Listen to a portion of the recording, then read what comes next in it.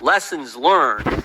I think the key lesson learned is that Dr. Fauci misled the country, and he did so right from the get-go. By February 1st, 2020, Dr. Fauci knew 7 fundamental facts, represented by the first 7 posters behind me, 7 fundamental facts that he did not share with the American people. First, he understood that American tax dollars went to eco-health, and that money was then funneled to a lab in Wuhan, China. Second, he knew eco-health was given an exemption from the pause on gain-of-function research. Third, the security standards at this lab in China were deficient. Fourth, Dr. Fauci knew that EcoHealth was not in compliance with their grant reporting requirements. They weren't adhering to the contract. Fifth, gain-of-function research was in fact being conducted in the lab in Wuhan, China. Sixth, the P3CO interagency review process wasn't followed in approving the grant to EcoHealth. And finally, 7, Dr. Fauci likely knew, let me say it the other way, Dr. Fauci knew that the virus likely came from the lab that our money was sent to. So think about it. American tax dollars went to a company that wasn't properly vetted, that didn't comply with its contract, who sent that money to a lab in China that wasn't up to code and was doing gain-of-function research. And what happens? The very city where that lab is at, a deadly virus breaks out, a deadly virus that would ultimately kill 6 million people around the world. And what did Dr. Fauci do when he had this information, again, February 1st, 2020? What did he do with this information? Did he tell the President of the United States?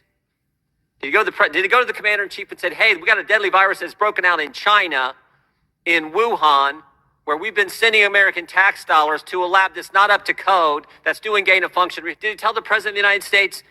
Didn't tell the President. Did he tell the Chief of Staff? Maybe he thought, you know what, I don't want to take this bad news to the Commander-in-Chief. Maybe I'll give it to the Chief of Staff. I know he'll tell him. He talks to him every day. Did he tell the Chief of Staff? Didn't tell him either. How about the experts in our government?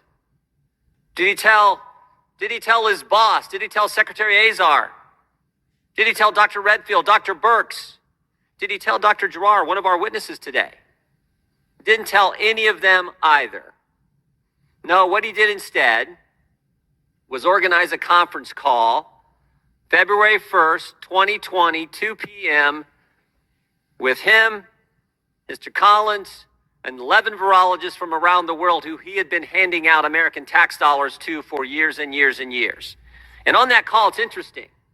On that call are a couple virologists, Dr. Gary, Christian Anderson, who had said things like this. Here's what Christian Anderson said. Virus looks engineered. Virus not consistent with evolutionary theory. He said that on January 31st, the day before. Dr. Gary said on February 1st, that very day they had the conference call, I don't know how this gets done in nature, but it would be easy to do in a lab. They all get on this conference call. They get their story straight. And 3 days later, the very people who said this thing came from a lab change their tune and say that anyone who thinks that's crazy. Wow, that's a dramatic change in a matter of days. And the only real intervening event was this conference call that Dr. Fauci organizes. It's bad enough when you have the truth and you don't share it. But what's worse is when you have the truth and you say things that directly contradict it. Dr. Fauci told us over the last several years, it wasn't our tax dollars. Yes, it was. Right there's the grant to EcoHealth. He told us it wasn't gain of function. How about this email from NIAID, from Mr. Dazik, the head of EcoHealth, to NIAID, where he says, Dear Jenny, this is terrific. We are happy to hear that our gain of function research funding pause has been lifted. Dr. Fauci told us it wasn't a lab leak. Sure looks like it was. Sure looks like it was, and the people he's been handing out the money to, Mr. Anderson, Mr. Gary, said it was. And that's not to mention all the other crazy things he's told us. The vaccinated can't get it. The vaccinated can't transmit it. Boy, he was wrong about those.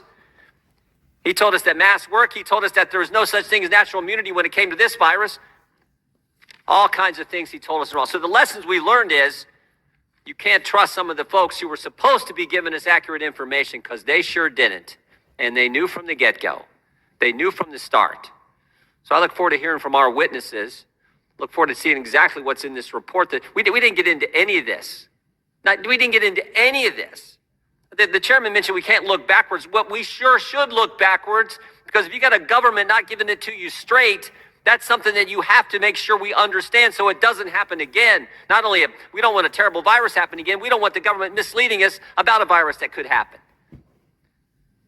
So we're going to look at this issue starting next month. We'll look into it. And we'll make sure the country gets the facts like they should have had on February 1st, 3 years ago. With that, Mr. Chairman, I yield back. I now recognize Mr. Jordan from Ohio for 5 minutes. Thank you, Mr. Chairman. Mr. Ratcliffe, I think Dr. McCormick was on to the right question. It seems to me the fundamental question is why? Why did they lie to us? And why is it taking so long? You point this out in your testimony. Why is it taking so long for every government agency to admit what we all know? Because belief in a lab leak as the origin of, as the start of this is not a conspiracy theory, is it, Mr. Ratcliffe? No. Why is it taking so long then? I mean, you knew that early on, right? If I look at you, you knew that you were confirmed, I think, in May of 2020, and you knew that within weeks that this thing came from a lab. In fact, you say that, I think, in your testimony. You say a lab leak is the only explanation, only credible explanation. If this were a trial, the preponderance of the evidence is all on the side of the lab leak. You knew that within weeks. So why did the government not tell us the truth? Well, I think, when you look at the intelligence community report that the Biden administration put out in October of 21, they acknowledge that China's refusal to cooperate, but the report in any way ignores what I think is the inescapable fact and reality that if the CCP had anything exculpatory, anything at all, anything that would be helpful to showing that no one was to blame for this, right, that this occurred naturally, that they would share that. And, why not share data, samples, research, everything that tends to show that they had access to, that would tend to show that this was naturally occurring and tend to show that lab leak theory really was a conspiracy theory. But they didn't do that because they couldn't do that. And to me, that's why making an assessment with some level of confidence is something that should have been done a long time ago by the intelligence community. We need to protect sources and methods. It's why Mike Pompeo and I labored over how much of this can we put out, hoping that it would drive the next administration coming in to declassify more information, which they haven't, and would drive congressional hearings into the origins of this, which it didn't. Here's what gets me. So the director of national intelligence knew this thing came from a lab. The secretary of state knew this thing came from a lab. Common sense tells you this thing came from a lab. And frankly, even the guys who called us names knew it came from a lab because we have their emails. We have their emails from the start. Mr. Gary says, I don't know how this happens in nature. It'd be easy to do in a lab. Mr. Anderson says, this is not consistent with evolutionary. Everyone knew at the get-go. You knew at the get-go. And yet, they tell us just the opposite. Why? Well, you left out the top public health official, a virologist, Dr. Redfield. Dr. Redfield knew. He's testified, yes. Also testified. So you did. You had the top diplomat, the top of the intelligence community, the top public health official, all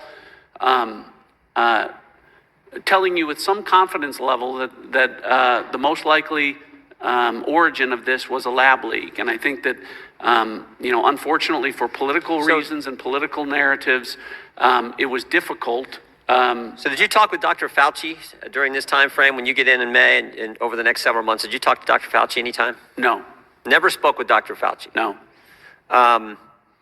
Do you find that strange when he's out saying something directly contrary to the Secretary of State, to the Director of National Intelligence, and to the top virologist, Dr. Redfield, that Dr. Fauci wouldn't talk with you?